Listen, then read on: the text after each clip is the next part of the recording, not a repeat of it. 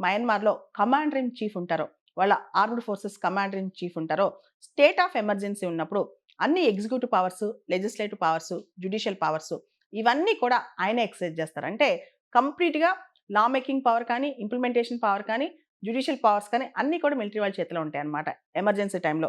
So, గత 5 సంవత్సరాల నుంచి కూడా ప్రతిసారి ఎమర్జెన్సీని పొడిగిస్తూ 7 సార్లు ఎమర్జెన్సీని పొడిగిస్తూ వచ్చారు. ఆ ఎమర్జెన్సీ మొన్నటితో పూర్తయిపోయిందనమాట. ఇక ఎన్నికలు పెడతామని చెప్తున్నారు. అండ్ మయన్మార్ రాజ్యాంగం ప్రకారం ఇంకో రూల్ ఏంటంటే, మయన్మార్‌లోని 2 సభల్లో కూడా 25% మిలిటరీ వాళ్ళకే సీట్స్ రిజర్వ్ అయ్యి ఉన్నాయి. అక్కడ రాజ్యాంగ సవరణ ఏదైనా రావాలంటే 75% పార్లమెంటేరియన్స్ ఒప్పుకోవాలి. అంటే మినిమమ్ 25% మిలిటరీ వాళ్ళ సీట్లున్నప్పుడు ఎటువంటి రాజ్యాంగ సవరణ రాకుండా కూడా బ్లాక్ చేసేయొచ్చనమాట.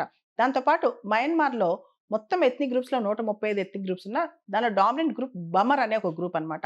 బమర్ ఎథ్నిక్ గ్రూపే దాదాపు మయన్మార్ జనాభాలో 68% ఉంటారు. అయితే మయన్మార్‌లో 2008లో కొత్త రాజ్యాంగం తీసుకొచ్చారు. అది 2011 నుంచి ఎన్ఫోర్స్‌మెంట్‌లోకి వచ్చిందన్నమాట. ఆ కొత్త కాన్స్టిట్యూషన్ ప్రకారం ఎవరైనా మయన్మార్ చెందిన వ్యక్తి ఫారెన్ నేషనల్‌ని పెళ్లి చేసుకున్నా, బిడ్డలకి ఫారెన్ సిటిజన్‌షిప్ ఉన్నా, వాళ్ళు మయన్మార్‌లో ప్రెసిడెంట్ ఎలక్షన్స్ కంటెస్ట్ చేయటం, ప్రెసిడెంట్‌గా ఉండటం విరుద్ధం అన్నమాట. సో, ఇదంతా కూడా ఆంగ్ సాన్ సూకీని దృష్టిలో పెట్టుకొని చేశారు. Aung San Suu Kyi husband foreign national, పిల్లలు కూడా ఫారెన్‌లో పుట్టారనమాట.